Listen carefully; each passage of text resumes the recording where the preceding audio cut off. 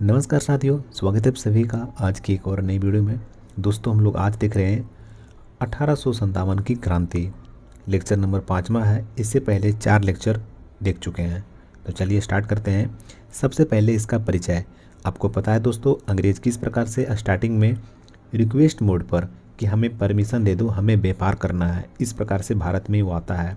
मगर धीरे धीरे आपको पता है, जैसे कि प्लासी का युद्ध, बक्सर का युद्ध, ये सब जीत करके भारत में अंग्रेजी शासन का नींव डाल देता है। हालांकि इन लोग का स्टार्टिंग में नारा था भूभाग नहीं व्यापार चाहिए। और ये सब प्लासी का युद्ध, बक्सर का युद्ध, ये सब हम लोग देख चुके हैं। जब बक्सर का युद्ध होता है तो कहा जाता है कि इस समय अंग्रेज़ों का वास्तविक स्थापना होता है। और इसी बक्सर के युद्ध के बाद में इलाहाबाद की 2 संधि होता है 1765 ईस्वी में। इसी के बाद यही संधि होता है तो बंगाल में क्या होता है, द्वैध शासन लग जाता है। जो बंगाल का नवाब रहता है उसको प्रशासनिक कार्य मिल जाता है, मगर जो राजस्व का कार्य होता है, जिसमें पैसा वसूली का काम होता था, वो ईस्ट इंडिया अपने पास रख लेता है। तो इस प्रकार से बिना पैसा का तो शासन चल ही नहीं सकता है, ठप हो जाएगा। तो वही हुआ। तो ये तो था स्टार्टिंग में कि लोग विरोध उसी समय से लगभग करना चालू कर दिया, थोड़ा थोड़ा मन में कहीं ना कहीं था लोगों के। अब यहाँ से देखते हैं कि आखिर इसका अस्थायी कारण क्या था। आखिर कुछ तो अस्थायी कारण रहा होगा। तो अस्थायी कारण में सबसे पहले जो है वो राजनीतिक कारण क्या था। तो एक तो था सहायक संधि, एक था हड़प नीति, जो राज्यों को हड़प लेता था कि अगर किसी का बच्चा नहीं है तो गोद नहीं ले सकता, तो वो हड़प नीति कहलाता है। तो सहायक संधि में क्या हुआ कि जो विलेजली क्या किया, 1798 ईस्वी में सहायक संधि लागू कर दिया। तो इस सहायक संधि में क्या था कि इस पर जो भी हस्ताक्षर करेगा वो अंग्रेज के किसी भी विरोधी से समझौता नहीं कर सकता, यानी उससे मेल जोल नहीं रखना होगा। तो ये कहलाता था सहायक संधि। अंग्रेज सहायक संधि करने वाले शासक को एक सैन्य टुकड़ी प्रदान करेंगे जिसका खर्च शासक को देना पड़ेगा। मतलब जो जिसके पास सैन्य टुकड़ी रहेगा, जिस राजा के पास या जिसके पास रहेगा, उसको खर्च उठाना पड़ेगा। यदि शासक खर्च देने में असफल हुआ तो उसका क्या होगा, उसके ऊपर हर्जाना लगेगा, नहीं तो राज्य पर अधिकार कर लिया जाएगा। कितना खतरनाक तरीका से कर रहा था। अब सहायक संधि स्वीकार करने वाला राज कौन था? हैदराबाद, मैसूर, तंजौर, अवध, ये सब था सहायक संधि करने वाला। हैदराबाद 1798 में, और मैसूर 1799 में, तंजौर 1799 में, और फिर अवध था। ये सब था जो सहायक संधि किया। तो यहाँ पर ध्यान दीजिए कि 1798 ईस्वी में ये वेलेजली जो था ये क्या लेकर आया, सहायक संधि लेकर आया। और 1700 जब लेकर आया उसी समय हैदराबाद क्या किया, सहायक संधि स्वीकार किया। हैदराबाद कब स्वीकार किया? 1798 ईस्वी में। उसके बाद मैसूर और तंजौर ये दोनों 1799 में किया, और आगे चल के फिर अवध भी करता है। अब समझते इसी में एक होता है हड़प नीति का सिद्धांत। ये हड़प नीति का क्या कहता है, इसमें इसको लेकर आया था डलहौजी। कौन लाया था? डलहौजी लेकर आया था 1848 में। हड़प नीति 1848 में आता है, डलहौजी लेकर के आता है। देखिए ये 48 था और ये कितना था, 98। दोनों का लास्ट में 8 है। ये 1798 है और ये है 1848। तो हड़प नीति जो है ये 1848 में आया, डलहौजी लेकर आया। और इसमें प्रावधान था कि कोई भी अगर राजा हो चाहे महाराजा हो, वो गोद नहीं ले सकता कानूनन। यानी कि अपना उत्तराधिकारी अगर उसका बच्चा है तो ठीक है, अगर उसका अपना बच्चा नहीं है तो उत्तराधिकार के रूप में किसी बच्चे को गोद नहीं ले सकता। ऐसा कानून था। यही हुआ था झांसी के साथ। जो झांसी की रानी थी उनका कोई खुद का बच्चा नहीं था, तो इसी वजह से फिर झांसी को क्या किया, अंग्रेजों ने हड़प लिया था। तो झांसी की रानी लड़ी थी इसी क्रांति में, 1857 की क्रांति में। वो सारी बातें देखेंगे, बट अभी हम लोग को यहाँ यही समझना है कि इसमें प्रावधान क्या था। हड़प नीति मतलब कि हड़प वो तो था, हम लोग जो पढ़ रहे थे वो तो सहायक संधि था, वो सहायक आपसे संधि कर लिया एक प्रकार से। मगर ये है हड़प नीति, यानी आपको एक प्रकार से हड़प नीति में क्या होगा, गोद निषेध कानून था। क्या था ये? गोद निषेध कानून लागू किया गया था। अर्थात बिना उत्तराधिकारी वाले व्यक्ति या कोई राजा की मृत्यु पर समस्त संपत्ति अंग्रेजों के अधीन होगी। गोद लिया हुआ पुत्र उत्तराधिकारी स्वीकार नहीं होगा। इन लोगों की चाल थी ऐसा। अब इसके अंतर्गत कौन कौन सा था जो हड़प नीति के अंतर्गत आ गया उसके चपेट में? तो अगर आप ध्यान दो यहाँ पर ही, तो 1848 में चालू हुआ और 1848 में ही पहला बार हड़प नीति का शिकार हुआ सतारा। हड़प नीति का पहला शिकार कौन हुआ? सतारा। उसके बाद हुआ ठीक उसके अगले साल जैतपुर। जैतपुर में दो, सॉरी 1849 में दो हुआ, एक जैतपुर और एक संभलपुर। बघात 1850 उसके अगले साल।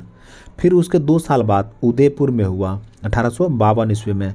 फिर जब उदयपुर हुआ उसके अगले साल झांसी में हुआ 1853। तो झांसी को हड़प नीति के अंतर्गत कब अंग्रेजों ने मिला लिया? 1853 में मिला लिया। और फिर नागपुर को 1854 ईस्वी में। इतना आपको याद रखना है। तो सबसे पहला कौन था? सतारा था। कब? तो जब लागू हुआ हड़प नीति 1848 में लागू हुआ, उसी समय सतारा को हड़प नीति के अंतर्गत उसको हड़प लिया अंग्रेजों ने। फिर उसके अगले साल जैतपुर और संभलपुर, अन्य 1849 ईस्वी में दो, जैतपुर और संभलपुर। फिर उसके अगले साल बघात में 1850 ईस्वी में कहाँ हुआ? ये बघात में हो जाता है। 1852 उदयपुर, 53 में झांसी और 54 में नागपुर। तो इतना सारा ये बात आपको याद रखना है। भारतीय राजाओं का उपाधि पद पेंशन बंद कर दिया गया। अंग्रेज कितना बदमाशी कर रहा है कि जो भी भारतीय राजा था उसको उपाधि बंद कर दिया, जो पेंशन मिल रहा था पेंशन भी बंद कर दिया। जैसे कि नाना साहब का पेंशन बंद कर दिया। स्टार्टिंग में क्या किया अंग्रेज आया, जहाँ का जो राजा था उसको जीत करके उसको पेंशन पे बहाल कर दिया कि तुम जाओ पेंशन पे जियो। बाद में पेंशन भी बंद कर दिया, यानी कि नाना साहब का पेंशन बंद कर दिया। बहादुर शाह जफर, यानी जिसे बहादुर शाह द्वितीय कहते हैं, कि मरने के बाद बादशाह की उपाधि समाप्त कर दिया। यानी क्या कर रहा है? पेंशन बंद कर रहा है, उपाधि खत्म कर रहा है। और अवध को क्या किया था कि कुशासन के आरोप पर ब्रिटिश साम्राज्य में 1856 में शामिल कर लिया गया कि यहाँ जो है शासन अच्छा ढंग से नहीं हो रहा।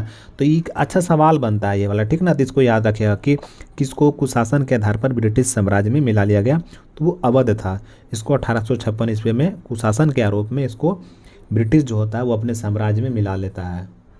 अब देखते हैं यहाँ पर सामाजिक और धार्मिक कारण। आपको पता होगा दोस्तों 1829 ईस्वी में विलियम बेंटिंक जो रहता है ना, ये राजा राम मोहन राय की मदद से क्या करता है? सती प्रथा पर रोक लगाता है। सती प्रथा पर रोक कब लगाता है? 1829 ईस्वी में। तो लोगों में ये भी था, अरे यार हमारा भारत है, हमारा देश है, हम जो कुछ भी करें, अंग्रेज कौन होता है? हमारे धार्मिक मामलों में, हमारे सामाजिक मामलों में वो बोलने वाला है, पढ़ने वाला।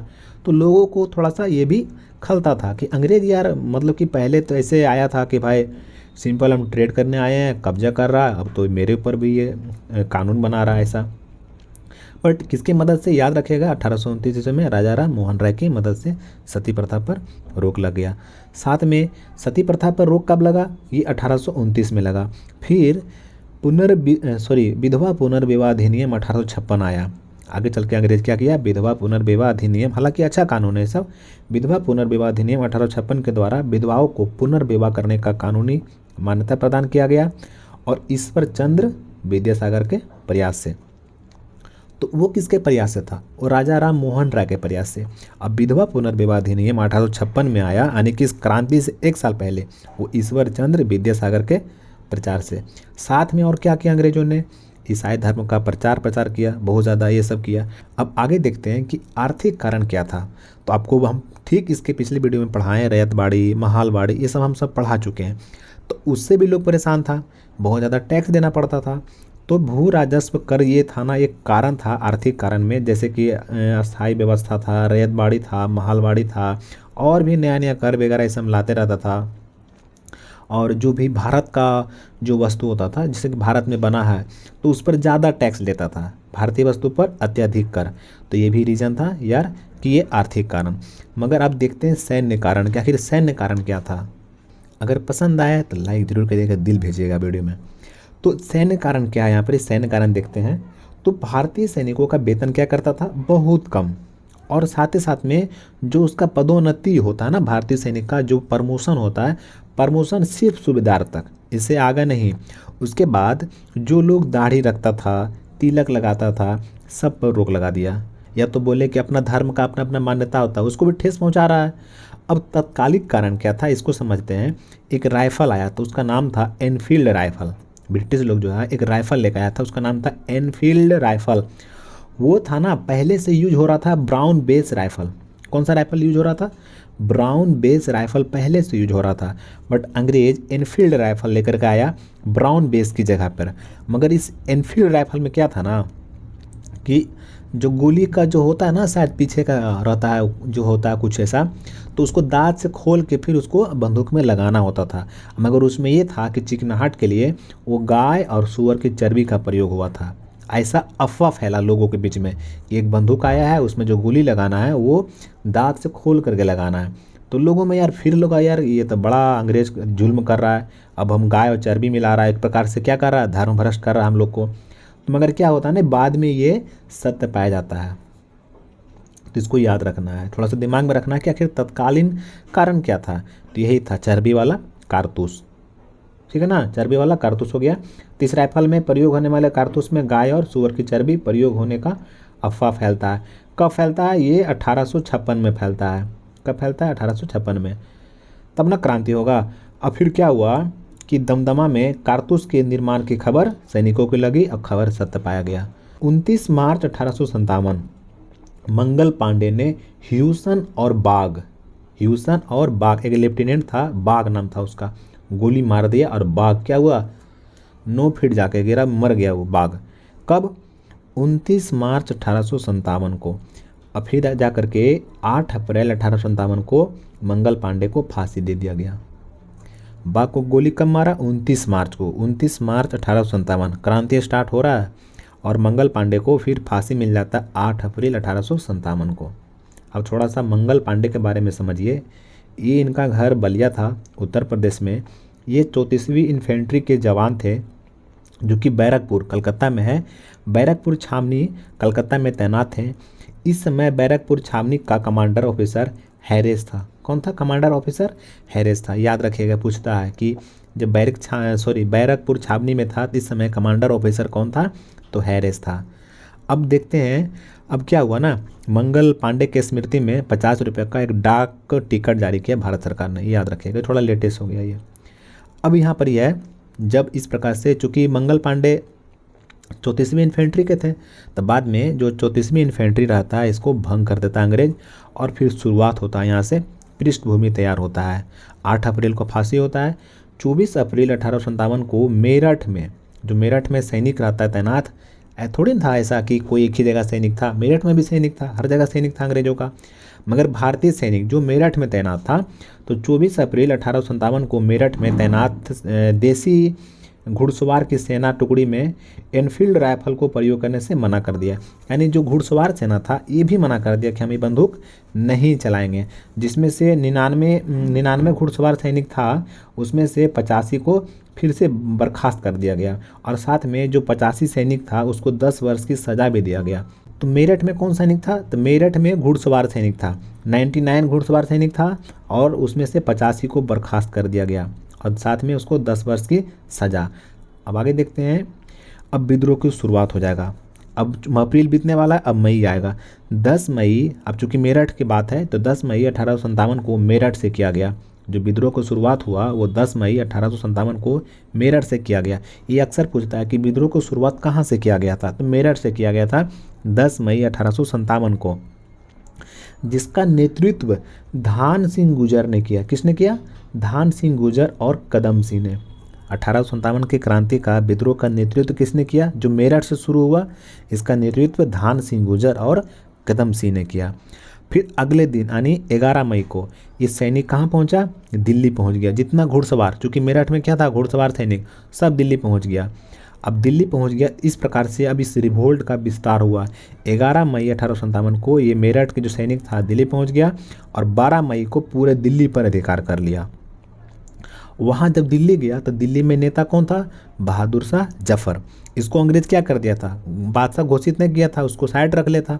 तो क्या किया कि इसको फिर से हिंदुस्तान का बादशाह घोषित किया गया। और इस समय जो बहादुर शाह जफर थे, जिसे बहादुर शाह द्वितीय कहते हैं, इनका सेनापति था जनरल बख्त खां। कौन था? जनरल बख्त खां। इनको उपाधि मिला था, ये बहादुर शाह ही देते हैं, साहेब ए आलम बहादुर। क्या नाम रहता है उनका? उपाधि क्या रहता है? साहब ए आलम बहादुर। इसमें फैक्ट है ना, क्या करना है, एक दो बार थोड़ा पढ़ लेना है, कॉपी में लिख लेना है, इसको अब पढ़ लेना है।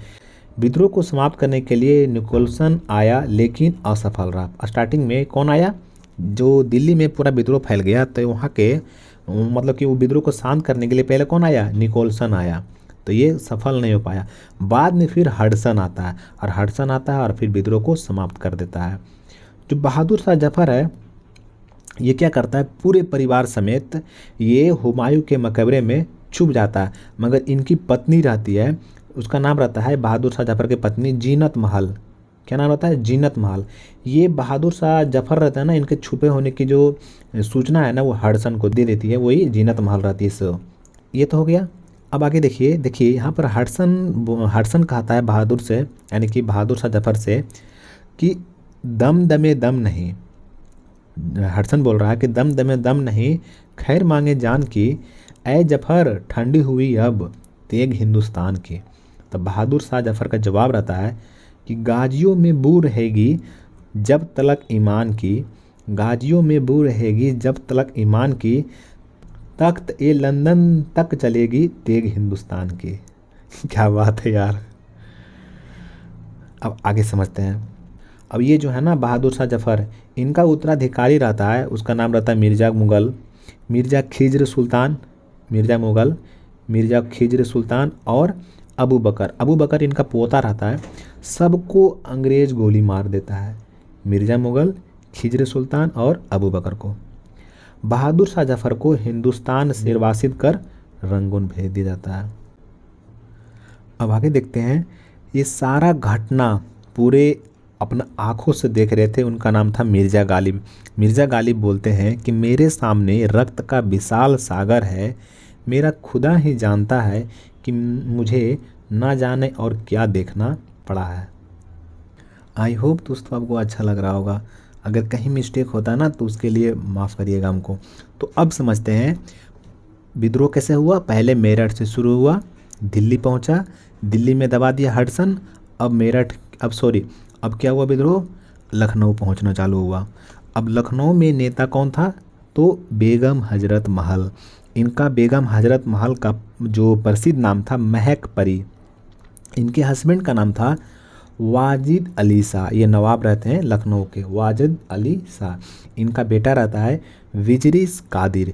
ये लोग बहुत जम के विद्रोह करते हैं 4 जून 1857 को। इस समय समझ सकते हैं इस समय विद्रोह क्या हुआ था, स्टार्ट हुआ था लखनऊ में। कब? 4 जून 1857। हालांकि डेट नहीं पूछता है, आपको ये याद रखना है कि लखनऊ में विद्रोह का नेता कौन था, तो बेगम हजरत महल। अगर इससे रिलेटेड कुछ बात पूछ सकता है तो इनका प्रसिद्ध नाम पूछ सकता है, हस्बैंड का नाम पूछ सकता है। ये डेट वगैरह नहीं, ये सिर्फ ऐसे ही रहता है। अब क्या होता है, एक युद्ध होता है इसी लखनऊ में ही, इसका नाम रहता है चिन्हर का युद्ध। ये होता है 30 जून 1857 को होता है। हेनरी लॉरेंस और बरकत अहमद और खान अली खान के बीच में होता है। ये लोग जीत जाता है चिन्हर के युद्ध में। अब विद्रोह क्या होता है, मगर फिर आगे चल करके इसी जो होता है ना लखनऊ में जो विद्रोह होता है, इसी विद्रोह के दौरान चिन्हर का युद्ध होता है और ये लोग जीत जाता है। कौन? बरकत अहमद और खान अली खान जीत जाता है। उसके बाद क्या होता है, विद्रोह को समाप्त कर देता है लखनऊ में कैंपबेल। कौन करता है? कैंपबेल विद्रोह को समाप्त कर देता है लखनऊ में। और जो बेगम हजरत महल रहती है वो नेपाल चली जाती है। अब कानपुर का बात आया तो कानपुर में विद्रोह शुरू हुआ 5 जून 1857 को। यहाँ का नेता थे नाना साहब, इनका वास्तविक नाम था धोंधू पंत। अब कानपुर में समझिए कि जो एक थे तापिया तोपे। ये क्या थे? तापिया तोपे, यानी कि बोल सकते हैं कि नाना साहब के सहयोगी थे तापिया तोपे। तो ये क्या थे, एक प्रकार से ये नाना साहब के सेनापति थे। इनका वास्तविक नाम था रामचंद्र पांडुरंग। ये भी कानपुर से रिलेटेड थे। अब एक होता है सती चौरा हत्याकांड, 27 जून 1857 को होता है कानपुर में।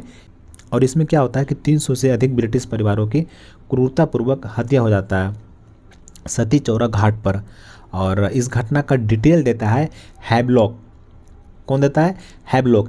इसीलिए चूंकि ये जो घटना है ना वो सती चौरा चौक पे हुआ, इसीलिए इसको सती चौरा चौक नरसंहार घाट भी कहते हैं इसको, या तो नरसंहार घाट भी कहते हैं। जो सती चौरा चौक है ना, इसको नरसंहार घाट भी कहते हैं। मगर फिर बाद में इस विद्रोह को शांत कर दिया हैवलॉक और कैंपबेल ने। तो ये सवाल पूछता है कि सती चौरा हत्याकांड हुआ था, इसमें क्या हुआ था? तो 300 से अधिक ब्रिटिश मारा गया था इसमें, पूरा परिवार सहित। और इसमें पेशवा नाना साहब थे। और साथ में इस घटना का डिटेल कौन देता है? तो हैवलॉक देता है। और फिर इसमें जो सती चौर चौक है इसको क्या कहते हैं? तो नरसंहार घाट भी कहते हैं। विद्रोह समाप्त कौन किया? हैवलॉक और कैंपबेल। अब आगे चलते हैं फिर यहाँ पर। तो यहाँ पर वही है, विद्रोह समाप्त किया हैवलॉक और कैंपबेल। नाना साहब क्या किए? ये नेपाल चले जाते हैं। और तापिया तोपे, ये क्या रहता है ना, तापिया तोपे को पकड़ा देता आदमी। जैसे कि सिंधिया के सामंत था, उसका नाम था मान सिंह। सिंधिया के सामंत मान सिंह ने पकड़वा कर अंग्रेजों को दे दिया। क्या किया? पकड़वा के अंग्रेजों को दे दिया तापिया तोपे को। अंग्रेजों ने शिवपुरी, मध्य प्रदेश में जगह है शिवपुरी, यहाँ इनको फांसी दे देता तापिया तोपे को। तो यार कितना गलत किया। आगे समझते हैं अब इसी में। झांसी, ये 5 जून 1857 को हुआ। नेता लक्ष्मीबाई, वास्तविक नाम क्या था इनका? मणिकर्णिका। दूसरा नाम मनी था, छबीली था। पति का नाम गंगाधर राव और जो पुत्र को गोद लिया उसका नाम था दामोदर राव। अब आगे देखते हैं इसी में। और आपको बताया था ना कि हड़प नीति के तहत 1853 ईस्वी में क्या करता है, झांसी को अंग्रेजों अपने में मिला लेता है। तो अब क्या होता है ना, यहाँ किस प्रकार से लड़ता है, यानी कि जो रानी लक्ष्मीबाई थी जो विद्रोह करती है, शांत तो हीरोज करता है विद्रोह को पूरे तरीक़ा से। तो रानी जब झांसी में रहती है तो वो झांसी आता है। फिर जब रानी कालपी पहुंचती है तो अंग्रेज पीछा करते करते कालपी भी पहुंच जाता है। फिर रानी धीरे धीरे पहुंचते ग्वालियर पहुंच जाती है, तो ये अंग्रेज वहाँ भी पहुंच जाता है ग्वालियर। और ग्वालियर में ही दोनों के बीच में लड़ाई होता है और इसमें रानी वीर गद्दी को प्राप्त करती है। फिर इसमें क्या होता है कि जो ग्वालियर में है, आखिर अंग्रेजों के साथ कौन कौन लड़ रहा था? तो एक स्मिथ था, एक तो खुद ह्यूरोज था और एक सिंधिया परिवार। ये तीनों मिल करके ग्वालियर में लड़ा था, या बोले तीनों साथ दिया यहाँ पर अंग्रेजों का। अंग्रेज तो एक खुद हो गए ह्यूरोज। ह्यूरोज ने कहा था कि विद्रोहियों में एकमात्र अकेले मर्द थे। किसके बारे में? झांसी की रानी के बारे में। अब अगला यहाँ पर है जगदीशपुर, यानी कि बिहार में मैंने कहाँ हुआ, तो जो बिहार में विद्रोह हुआ 1857 का, वो जगदीशपुर आरा बिहार में हुआ है। जगदीशपुर आरा बिहार में। और यहाँ का नेता कौन थे? वीर कुंवर सिंह। इनका प्रसिद्ध नाम है बिहार का शेर कहा जाता है इनको। इन्होंने अंग्रेजों को अनेक बार पराजित किया। जैसे यहाँ पर ध्यान दें, लीगैंड, मिलमैन, डेम्स, मार्क, ये सब क्या था? हारा हुआ अंग्रेज था जो इनसे हार चुके थे। फिर इन्हीं में अगला नेता बनते हैं अमर सिंह। विद्रोह का अंत होता है विलियम टेलर करता है और विंसेंट अय्यर। यानी कि अगर आपसे पूछे कि जो बिहार में होता है विद्रोह का अंत कौन करता है, तो विलियम टेलर और विंसेंट अय्यर। अब यहाँ पर क्या है ना, छोटा छोटा है जिसको आपको याद रखना है। जैसे कि मथुरा में विद्रोह कौन किया? देवी सिंह। मथुरा में कौन किया? देवी सिंह। बरेली में खान बहादुर खान। इलाहाबाद में लियाकत अली। फैजाबाद में मौलवी अहमदुल्ला। किसने किया? मौलवी अहमदुल्ला। अब चलिए दोस्तों आगे देखते हैं। यहाँ पर असम में मनीराम दीवान, उड़ीसा में उज्जवल शाही और निगम शाही, कोटा राजस्थान में जयदयाल और हरदयाल, अबुआ में कुशाल सिंह, गोरखपुर में गजाधर सिंह और कुल्लू में प्रताप सिंह। ये सारा नाम है जो आपको याद रखना पड़ेगा। अब आगे देख लेते हैं आखिर कौन कौन था जो अंग्रेजों को सहायता किया अंग्रेजों को 1857 के क्रांति के दौरान। एक तो ग्वालियर का सिंधिया जो कि सर्वाधिक मदद किया, उसका मंत्री था दिनकर। याद रख सकते हैं कि सिंधिया का दिनकर था। हैदराबाद का निजाम था, उसका नाम था सालार जंग, ये मदद किया। पटियाला का नवाब और फिर था पटौदी का नवाब था, जूनागढ़ का नवाब था और नेपाल का राजा। ये सब क्या किया? अंग्रेजों को सहायता किया। परिणाम क्या निकला? क्योंकि सब तो बढ़िया से साथ दिया ही नहीं, सब अपना अपना हित के लिए लड़ रहा था, कोई एकजुट होकर तो लड़ नहीं रहा था। तो क्या हो गया कि आखिरी अंत में कहा जाता है कि जो 1857 क्रांति है ये असफल रहा। क्यों? अंग्रेज तो भाग नहीं पाया, क्रांति तो हुआ, अंग्रेज भागा नहीं। तो इसके पीछे कारण था एकता की कमी, संसाधन का अभाव। जितना अंग्रेजों के पास संसाधन था हम लोग के पास उतना था नहीं। राष्ट्रीय भावना की कमी था, लोग जो थे सिर्फ अपने हित के लिए लड़ रहे थे। उस प्रकार से कह सकते हैं कि राष्ट्रीय भावना का कहीं न कहीं कमी था। योजना का अभाव भी था, कोई योजना बना के नहीं लड़ रहा था। और विद्रोह का एक साथ शुरू ना होना, छुटपुट विद्रोह हो रहा था, एक मतलब कि एक जगह विद्रोह नहीं हो रहा था। अब आगे समझते हैं कि सभी वर्ग के जो सहभागिता का भाव था, जो पढ़े लिखे थे, मध्यम वर्ग था, किसान, मजदूर, ये सब भाग इसमें लिए ही नहीं। और इसमें साथ में नेतृत्व का भी अभाव था, कोई नेतृत्व करने वाला ही नहीं था, बिना ऐसे ही चलते जा रहा था। अब क्या हुआ, जब विद्रोह हो गया तब क्या हुआ, घोषणा होता है महारानी विक्टोरिया का। 1 नवंबर 1858 में होता है, इलाहाबाद में होता है। कब होता है? 1 नवंबर 1858 के इलाहाबाद में होता है। और कैनिंग घोषणा पत्र पढ़ता है यहाँ पर, और इसमें बताता है कि जो ईस्ट इंडिया कंपनी का शासन क्या होता है, समाप्त हो जाता है। और जो हड़प नीति था ये भी अब समाप्त होता है, यहाँ पर घोषणा हो जाता है। और ये जो घोषणा पत्र है ना, ये इलाहाबाद के मिंटो पार्क में पढ़ा गया था। मिंटो पार्क कहाँ है? ये प्रयागराज है, यमुना नदी के किनारे, ये बात याद रखेगा। और ये जो घोषणा पत्र पढ़ा गया था 1858 ईस्वी में, इसको कहा जाता है जो महारानी विक्टोरिया के घोषणा पत्र था, इसको कहा जाता है कि भारतीय जनता का मैग्ना कार्टा कहा जाता था। चलिए अब समझते हैं इसी में, लोगों को लगा यार बड़ा हित है इसमें मेरा। तो एक तो ये हो गया कि ईस्ट इंडिया कंपनी का शासन खत्म हो गया एक प्रकार से। अब डायरेक्ट क्या होगा, ब्रिटिश क्राउन का शासन होगा। रूल तो करेगा मगर अब डायरेक्ट कौन करेगी, ब्रिटिश करेगी, डायरेक्ट वहाँ का राजा। अब हड़प नीति का सिद्धांत भी क्या हो गया, ख़त्म हो गया। चर्बी वाला कारतूस को ख़त्म कर दिया गया और जो भारत का गवर्नर जनरल पद था उसको ख़त्म करके क्या कर दिया गया, वायसराय बन गया। अब यहाँ से शुरू होता है ब्रिटिश क्राउन का शासन, एक नया पद उभरता है, उसका नाम रहता है वायसराय, और साथ में यहीं से लोग अपनाता है बांटो और राज करो की नीति स्टार्ट करता है। बस अब होने वाला है, अब देख लेते हैं एक और बचा हुआ यहाँ पर ही, जैसे कि एक पील आयोग। ये पील आयोग का गठन हुआ था सेना के पुनर्गठन के लिए। जैसे कि भारतीय सैनिक इतना विद्रोह कर दिया था तो लगा यार इतना सैनिक है इसको घटा देना चाहिए, तो 2,38,000 भारतीय सैनिक जो था ना इसको घटा करके 1,40,000 कर दिया गया। और साथ में ये कहा कि जो भारत और यूरोप का सैनिक का अनुपात है पहले 5 और 1 रहता था, यानी अगर 500 भारतीय सैनिक है तो 100 क्या रहेगा, यूरोपीय सैनिक रहेगा। मगर कहा नहीं ऐसे नहीं होगा, अब आधा आधी रहेगा, 2-1 का रेशियो में रहेगा, यानी कि अगर 2 गो भारतीय रहेगा तो 1 अंग्रेज सैनिक रहेगा, अगर 4 भारतीय रहेगा तो 2 यूरोपीय रहेगा। इस प्रकार से ये पील आयोग होता है। ये क्यों आता है, सेना के पुनर्गठन के लिए आता है पील आयोग। फिर आगे चल के आता है रॉयल आयोग, ये भी सेना की भर्ती के लिए रहता है और इसमें नियम बनाता है कि अवध, दानापुर, अवध हो गया, दानापुर, आरा, गोरखपुर, जो भी जहाँ जहाँ विद्रोह हुआ था इस सब क्षेत्र से सैनिक को भर्ती ना किया जाए। अब जैसे कि पंजाब में सिख हो गया, गोरखा हो गया, मद्रास आदि को सेना में ले लिया गया। तो अब आगे देखते हैं यहाँ पर, अब इसका स्वरूप देख लेते हैं यहाँ पर कि इसका स्वरूप कैसा था, कौन किसने क्या बात बोला। जैसे बीडी सावरकर ये बोलते हैं कि भारतीय स्वतंत्रता संग्राम का प्रथम युद्ध था। सर सैयद अहमद खान बोलते हैं कि यह विद्रोह सैनिक विद्रोह था। डिजरायली बोलता है कि यह क्या था, राष्ट्रीय विद्रोह था।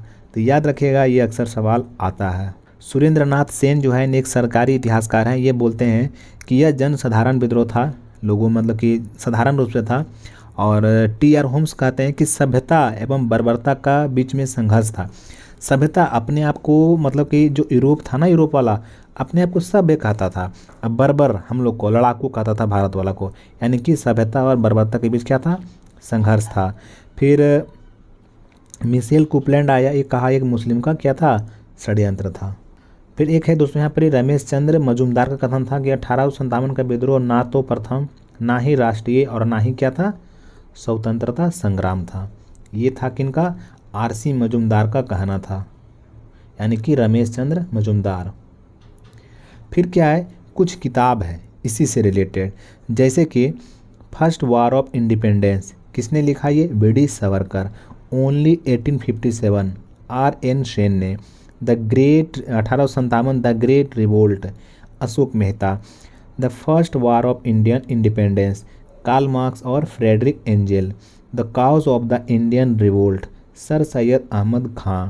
हिस्ट्री ऑफ इंडियन म्यूटिनिटी, ये हो गया टी.आर. होम्स। तो अब आगे देखते हैं यहाँ से हम लोग। अब जैसे कि आखिर जो 1857 है इसका प्रतीक क्या था विद्रोह का, तो इसका विद्रोह का प्रतीक था कमल और रोटी, कमल और रोटी। विद्रोह की योजना रानोजी बापू द्वारा अजीमुल्ला की मदद से सतारा में बनाया गया था। ये जो विद्रोह की योजना पूरा तरीका से हुआ, विद्रोह का योजना कौन बनाया था, रानोजी बापू बनाया था। रानोजी बापू द्वारा अजीमुल्ला की मदद से सतारा में बनाया गया था विद्रोह की योजना। विद्रोह के समय ब्रिटेन का प्रधानमंत्री कौन था पार्मस्टन।